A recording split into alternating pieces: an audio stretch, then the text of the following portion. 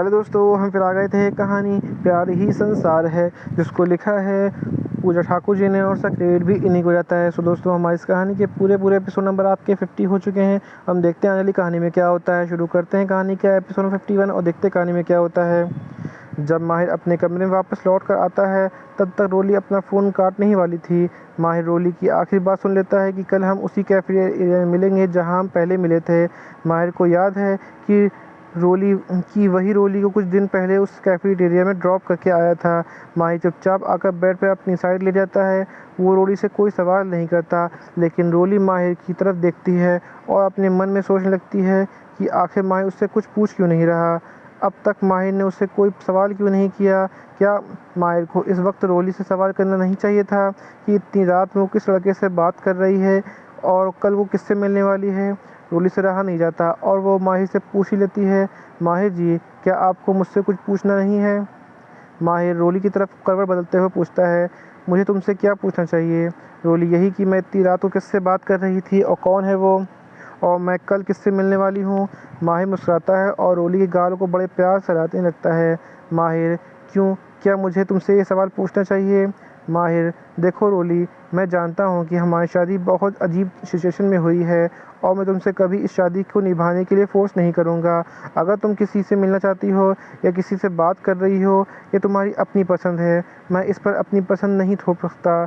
और रही बात अपने पार्टनर को कंट्रोल करने की या उस पर नज़र रखने की, तो अगर किसी को अपने पार्टनर को धोखा देना होता ही होना ही दे एक मिनट तो अगर किसी को अपने पार्टनर को धोखा ही देना होता, तो आप चाहे उस पर कितनी भी पाबंदियां लगा दो, वो फिर भी आपको धोखा देने से कोई ना कोई तरीका निकाल ही लेगा।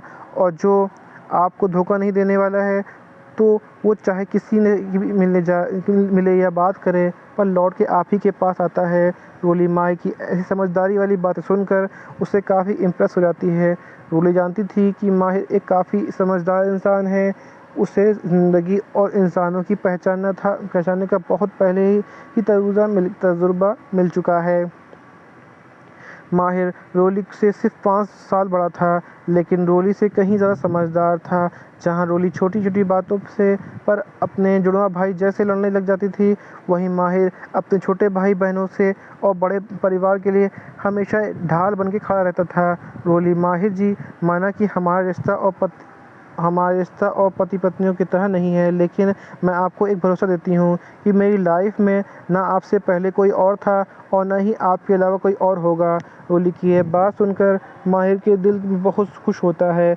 उसने कभी अपने सपनों में भी नहीं सोचा था कि रोली, जो कुछ वक्त पहले उससे शादी करना भी नहीं चाहती थी, वो उससे ऐसा कुछ भी कहेगी। वो रोली को बड़े प्यार से देखता है और उससे पूछता है, क्यों, कहीं तुम्हें मुझसे प्यार तो नहीं हो गया। रोली मुस्कुरा कर माहिर से कहती है, वो क्या है ना माहिर जी, मैं ना बचपन से ही बहुत आलसी हूँ।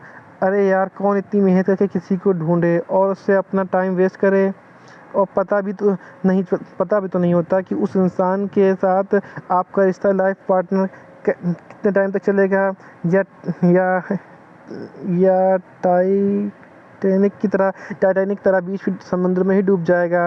लेकिन आपने मुझसे शादी करके मेरी ये प्रॉब्लम भी सॉल्व कर दी, और अगर मैं किसी को ढूंढने जाऊं तो फालतू में इतना परेशान नहीं होना पड़ेगा।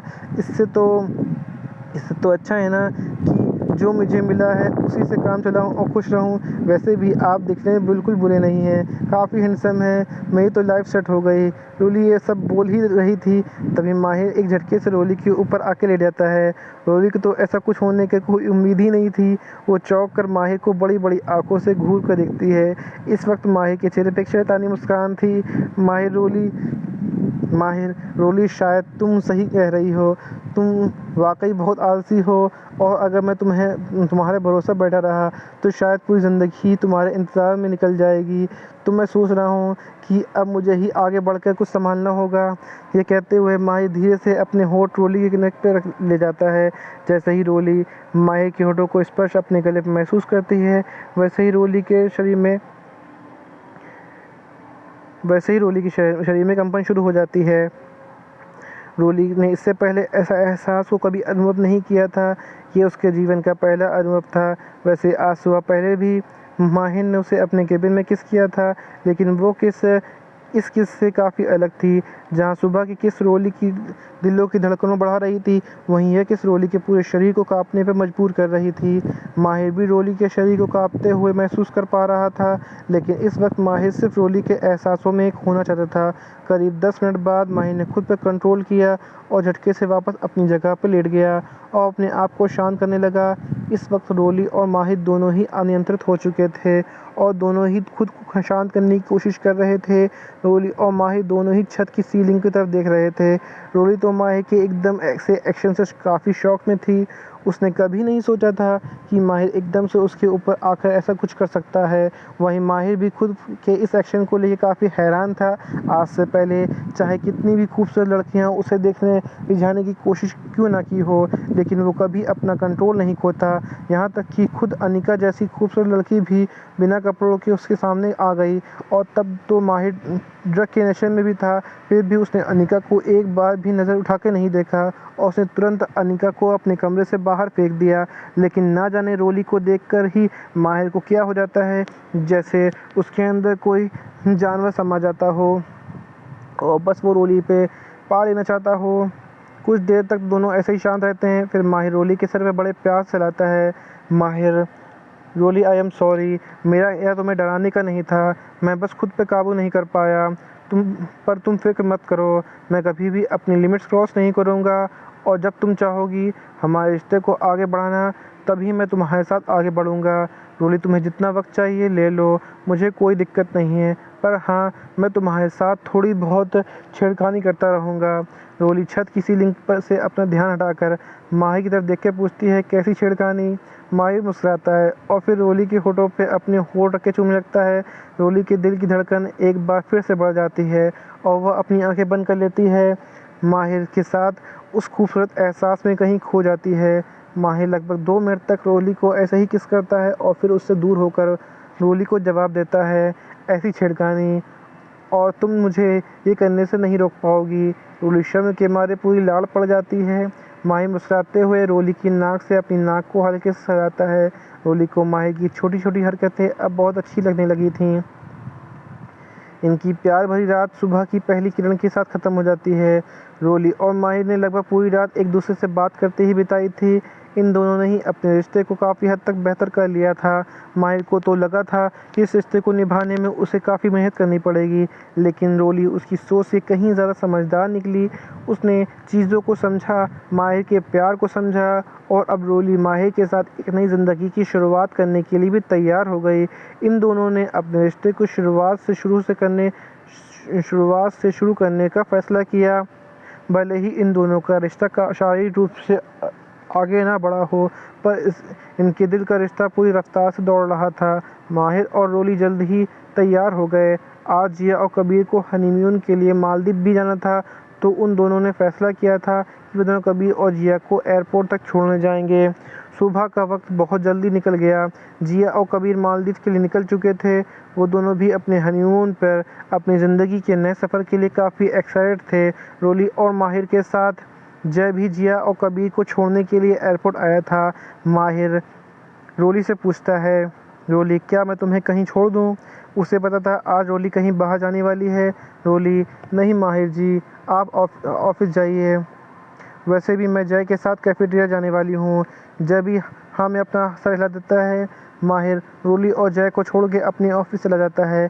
माहिर के जाने के बाद रोली और जय भी अपनी कार में बैठ के कैफेटेरिया की तरफ निकल जाते हैं। जय रास्ते में रोली से पूछता है, ऑफिसर धीरज से तुम्हारी क्या बात हुई थी? रोली, ऑफिसर धीरज ने मुझे बस मिलने के लिए बुलाया था। उन्होंने मुझे फ़ोन पे कुछ बताया नहीं था। शायद कुछ बात ख़ास है जो वो हमें फ़ोन पे नहीं बता पाए। चलो चल कर ही पता कर लेते हैं। थोड़ी देर में कैफेटेरिया भी आ जाते हैं। रोली कार से उतरती है। जय, रोली तुम चलो, मैं कार पार्किंग में लगा के आता हूँ। रोली हाँ में सर जाती है। कैफेटेरिया के अंदर चली जाती है, जहाँ ऑफिसर धीरज काफ़ी देर से उन दोनों का आने का इंतज़ार कर रहे थे। जैसे ही ऑफिसर धीरज ने रोली को देखा तो उन्होंने गुड मॉर्निंग मैम कह के रोली को ग्रीट किया। रोली ने भी ऑफिसर धीरज को ग्रीट करके चेयर पर बैठ गई। रोली के बैठते ही पीछे से जय भी कैफेटेरिया के अंदर आ गया। जय को अपने सामने देख कर ऑफिसर धीरज जय को सैल्यूट कर मारता है, जैसे कोई ऑफिसर अपने सीनियर ऑफिसर को सैल्यूट मार रहा हो। तो क्या इन्फॉर्मेशन देने वाला है ऑफिसर धीरज जय को। यहीं पे कहानी का एपिसोड नंबर आपका 51 कंप्लीट होता है। सो दोस्तों आपको एपिसोड 51 कैसा लगा हमें कमेंट करके ज़रूर बताइएगा। तो दोस्तों हम फिर मिलेंगे एक नए वीडियो के साथ, एक नए एपिसोड के साथ। तब तक के लिए मुझे ज़रूर बताइएगा। तब तक क्या हम फिर मिलेंगे एक नई वीडियो के साथ, एक नए एपिसोड के साथ। तब तक के लिए मुझे इजाज़त दीजिए। धन्यवाद दोस्तों। तो दोस्तों मैं आपसे एक सवाल पूछता हूँ, उसका मुझे जवाब कमेंट में ज़रूर बताइएगा कि आप किस कंट्री से बिलोंग करते हैं। और इसी में दूसरा सवाल ये है कि हमारे देश में जिस देश में भी आप रहते हैं उस देश में प्यार करना कैसा है, मतलब आपका किसी से प्यार करना कैसा है। क्योंकि हमारी कहानी जितनी भी होती हैं उसमें प्यार से रिलेटेड होती हैं। तो इसलिए मेरा सवाल भी यही है कि आप जिस भी देश में भी रहते हैं पहले तो उस देश का नाम बताइए, और साथ ही साथ आपके देश में प्यार करना कैसा है। क्या नॉर्मली प्यार करना सही है या आपके देश में भी सही, और आपके ओपिनियन से क्या है ये भी हमें ज़रूर बताइएगा। हम फिर मिलेंगे आपके जवाब का इंतज़ार में।